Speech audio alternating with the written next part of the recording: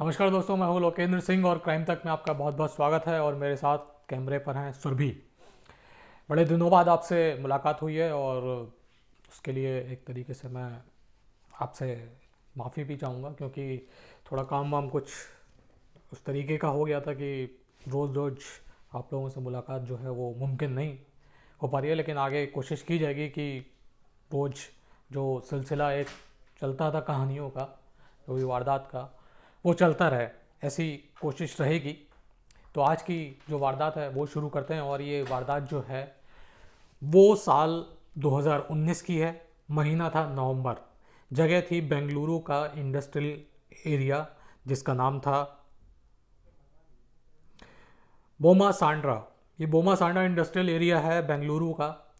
29 नवंबर की रात के वक्त पुलिस को एक कॉल मिलती है, बेंगलुरु पुलिस को। और बेंगलुरु पुलिस को कॉल करने वाला शख्स बताता है कि एक आदमी जो एक पास की एक फैक्ट्री में नौकरी करने जा रहा था, नाइट शिफ्ट करने जा रहा था, और महज 100 मीटर दूर ही था वो अपने मंजिल से, यानी अपनी फैक्ट्री से।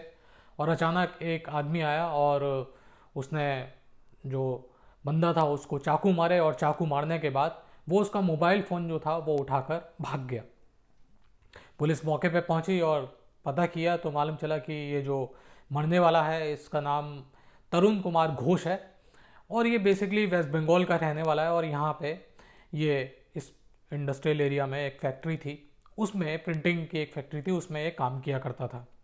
पुलिस ने सीसीटीवी फुटेज जो था वो खंगाला, और सीसीटीवी फुटेज में उन्होंने देखा कि एक आदमी जिसने ऊपर से नीचे तक अपना चेहरा जो है और बाकी सारी चीज़ें हैं वो ढक रखी हैं। मेनली तो चेहरा ही ढकेगा, लेकिन उसने कुछ ऐसा इंतज़ाम किया था कि उसके हाथ पाँव और उस तरीके से उसका जो बॉडी स्ट्रक्चर जो है एक तरीके से वो नज़र नहीं आ रहा था। और पुलिस ने देखा कि वो शख्स आया और अचानक इसने हमला किया तरुण कुमार घोष पे। और हमला करने के बाद कई जो वार थे वो चाकू के तरुण कुमार घोष के ऊपर किए गए। और चाकू के वार करने के बाद जो हमलावर था उसने तरुण कुमार घोष का मोबाइल फ़ोन उठाया, और मोबाइल फ़ोन उठाने के बाद वो वहाँ से भाग गया। तो पहली नज़र में ये जो पूरा मामला था, पुलिस को लूटपाट का ही नज़र आ रहा था, क्योंकि साफ तौर पे दिख रहा था कि मोबाइल फ़ोन लेके भागा है। तो पुलिस को लग रहा था कि ये रॉबरी का ही इसमें एंगल है, और इसके अलावा पुलिस को कुछ नज़र नहीं आ रहा था। दूसरी बात ये सामने आई कि काफ़ी पुलिस ने जब तफ्तीश करी तो ऐसा कोई शख्स सामने नहीं आया जो तरुण कुमार घोष की बॉडी को जो है वो क्लेम करे। पुलिस ने पता किया तो मालूम चला कि ये जो तरुण कुमार घोष था ये कुछ लोगों के साथ बेंगलुरु में ही रहता था। और जैसे शेयरिंग जो एकोमोडेशन होती है, छोटे छोटे आप जानते हैं कि जो लेबर्स के कमरे बना दिए जाते हैं, एक छोटा कमरा होता है उसमें उसको दो तीन जो लेबर है वो शेयर करती है। तो ये तरुण कुमार घोष भी इसी तरीके से तीन चार लोगों के साथ रहता था। और उन्होंने ही बताया था कि ये पश्चिम बंगाल का रहने वाला है, लेकिन हमें ये नहीं मालूम कि पश्चिम बंगाल में कहाँ का रहने वाला है, और इसके जो घर वालों का पता या ठिकाना है उसके बारे में पता नहीं। तो लिहाजा पुलिस ने जो लाश थी पोस्टमार्टम के लिए भिजवा दी। और लाश को पोस्टमार्टम के लिए भिजवाने के बाद पुलिस वेट करने लगी कि कोई आए बंदा जो इस बॉडी को क्लेम करे तरुण कुमार घोष की।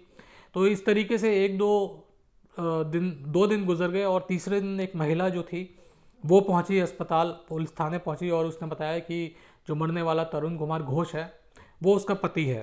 पुलिस ने जो बॉडी थी उसके सुपुर्द कर दी, और ये जो महिला थी इसने बॉडी का जो अंतिम संस्कार था वो कर दिया। अब पुलिस को अब आगे मामले की तफ्तीश करनी थी। यहाँ तक तो पुलिस को सीसीटीवी फुटेज मिल गया था, और ये भी एक तरीके से तय हो गया था कि ये जो मोटिव है इसका मर्डर का वो रॉबरी है। लेकिन पुलिस को ये समझ में नहीं आ रहा था कि आखिर जो महिला है उसको 3 दिन का वक्त क्यों लगा अपने पति की बॉडी क्लेम करने के लिए। तो यही जिज्ञासा और यही सवाल जो थे वो पुलिस के दिमाग में घूम रहे थे, और यही जिज्ञासा और इन्हीं सवालों का जवाब जानने के लिए पुलिस ने उस महिला के बारे में पता किया कि ये महिला कौन है। तो पुलिस को मालूम चला कि ये जो महिला है ये भी बोमा सांड्रा जो इंडस्ट्रियल एरिया है वहीं पे एक दूसरी एक जगह है जहाँ पे ये नौकरी किया करती है। और पुलिस ने और पता किया तो मालूम चला कि ये एक पेइंग गेस्ट अकोमोडेशन में रहती है। तो अब पुलिस के सामने सवाल ये था कि आखिरकार जो मरने वाला तरुण कुमार घोष है वो अलग रह रहा था अपने दोस्तों के साथ, और ये जो महिला थी वो अलग रह रही थी पेइंग अकोमोडेशन में, तबकि पेइंग गेस्ट अकोमोडेशन में, तबकि महिला का ये कहना था कि जो तरुण कुमार घोष है वो उसका पति है। तो पुलिस को ये समझ में नहीं आ रहा था कि पति पत्नी अगर होते हैं, पति पत्नी होते हुए ये दोनों अलग अलग क्यों रह रहे थे। तो लिहाजा पुलिस ने महिला को तो परेशान नहीं किया, लेकिन महिला की जो सीडीआर थी और तरुण की जो सीडीआर थी, कॉल डिटेल रिकॉर्ड, वो निकाले और उनका एनालाइज करना शुरू किया, उनकी जांच पड़ताल करनी शुरू करी। तो पुलिस ने देखा कि महिला के फ़ोन पर तरुण का हर रोज़ फ़ोन आता था और लंबी बातें हुआ करती थी। ये नंबर, एक नंबर तरुण का था और एक नंबर और था जिससे भी महिला की हर रोज़ बात हुआ करती थी, और लेकिन वो बात बहुत कम देर के लिए हुआ करती थी, 1-2 मिनट के। लेकिन तरुण के साथ जो बात हुआ करती थी वो काफ़ी लंबे अंतराल के लिए हुआ करती थी। अब पुलिस को ये पता करना था कि ये जो शख्स है, ये जो दूसरा नंबर है तरुण के अलावा, वो किसका है। तो पुलिस ने उस दूसरे नंबर की डिटेल निकाली और पुलिस को इस डिटेल में मालूम चला कि ये जो नंबर है ये झारखंड में एक्टिव है, और ये जो नंबर है ये हेम्बाराम के नाम से एक शख्स है, उसका ये नंबर है। अब पुलिस को समझ में नहीं आ रहा था कि ये हेम्बाराम से क्यों बात करती है और तरुण से भी बात कर रही थी महिला। लिहाजा पुलिस ने पता करना शुरू किया उसके बारे में, और कि ये हेम्बाराम कौन है, उसकी जन्म कुंडली एक तरीके से पुलिस ने खंगालनी शुरू करी। और पुलिस ने एक तरह जो महिला थी उसको भी कन्फ्रंट किया कि ये आपका जो नंबर है इस पे भी बात होती है और तरुण कुमार घोष से भी बात होती थी। आपका ये कहना है कि ये तरुण कुमार घोष जो है वो आपका पति है, और लेकिन आपका पति अगर तरुण कुमार घोष है तो आप अकेले क्यों रहती थी। और दूसरी बात, ये दूसरा नंबर, ये झारखंड का जो नंबर है इस पे आपकी हर रोज़ बात होती है, वो कौन शख्स है। तो महिला ने कहा कि वो मेरा दूर का रिश्तेदार है और मेरा हालचाल जानने के लिए वो मुझे फ़ोन करता रहता है।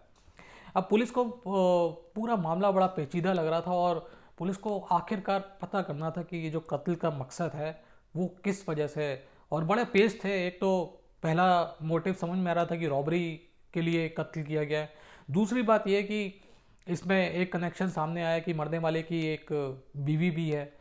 तीसरा जो पेश था वो ये था कि मरने वाले की बीवी थी, लेकिन मरने वाला अलग रहता था, बीवी अलग रहती थी। तो ऐसी कौन सी मुसीबत आन पड़ी थी दोनों के ऊपर कि दोनों अलग अलग रह रहे थे।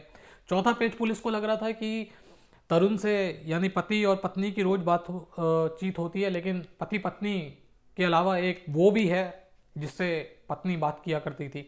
तो इन सब सवालों का जवाब जानने के लिए पुलिस ने जो महिला थी उसकी जो सहेलियां थी उनके बारे में पता करना शुरू किया, और उनसे पुलिस ने उनको कॉन्फिडेंस लिया और उनसे पूछताछ करनी शुरू करी कि आखिरकार आप बताओ कि ये जो महिला है ये अपने बारे में तो खुद बता नहीं रही और दावा कर रही है कि ये जो मरने वाला शख्स है तरुण कुमार घोष ये उसका पति है, और एक और शख्स है जिससे हर रोज़ बात करती है वो झारखंड का रहने वाला है और उसको अपना रिश्तेदार बता रही है ये महिला। इस तरीके की बातें पुलिस ने जो महिला थी उसकी मित्र जो थी, सहेलियां थी, जो काम करने वाले कुलीग्स थे, उनसे पूछा। तो उन्होंने बताया कि ये जो झारखंड वाला जो नंबर है हेम्बाराम का, वो असल में इस महिला का पति है, और तरुण कुमार घोष के साथ महिला के संबंध थे, दोनों का अफेयर था और दोनों एक दूसरे को बहुत चाहते थे। और भले ही वो उन्होंने शादी नहीं करी थी, अलग अलग अलग रहते थे, लेकिन दोनों के बीच में काफ़ी अंतरंग जो थे रिलेशंस थे। अब एक पेज और आ गया पूरी कहानी में कि जिसको महिला अपना दूर का रिश्तेदार बता रही थी वो उसका पति निकला। अब इस पति के बारे में, हेम्बाराम के बारे में पुलिस ने पता करना शुरू किया, और तफ्तीश में मालूम चला कि मई 2019 तक जो ये हेम्बाराम है ये बेंगलुरु के ही जो इंडस्ट्रियल एरिया है उसमें काम किया करता था, और बोमा सांड्रा। और ये भी पता चला कि जो हेम्बाराम है और जो पत्नी है, यानी जो तरुण की जिसने बॉडी क्लेम करी थी, उनका 3 साल का एक बेटा भी है। और मई में हेम्बाराम जो है अपना 3 साल का जो बेटा है उसको अपने साथ लेकर ये झारखंड लौट गया।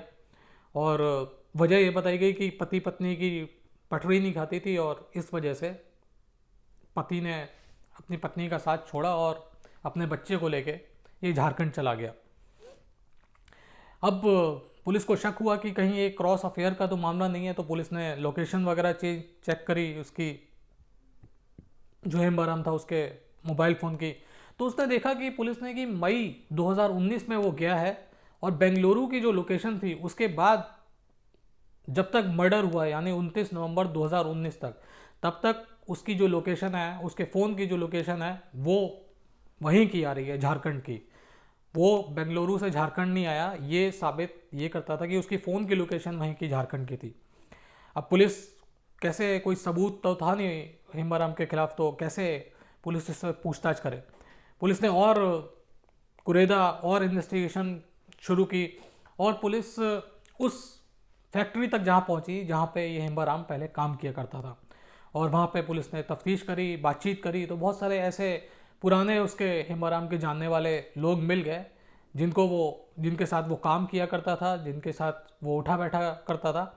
और उन्होंने भी ये बताया कि हेम्बाराम 6 महीने पहले अपनी नौकरी छोड़ के चला गया, और नौकरी छोड़ने की वजह ये बताई जा रही थी कि पति पत्नी के बीच में विवाद था, और हेम्बाराम ने अपनी पत्नी के ऊपर भी दबाव बनाया था कि तुम मेरे साथ चलो झारखंड, लेकिन पत्नी जो थी वो राज़ी नहीं हुई, और वो पत्नी यहीं पे रह गई, और हेम्बाराम अपना 3 साल का जो बच्चा था उसको लेके झारखंड अपना चला गया।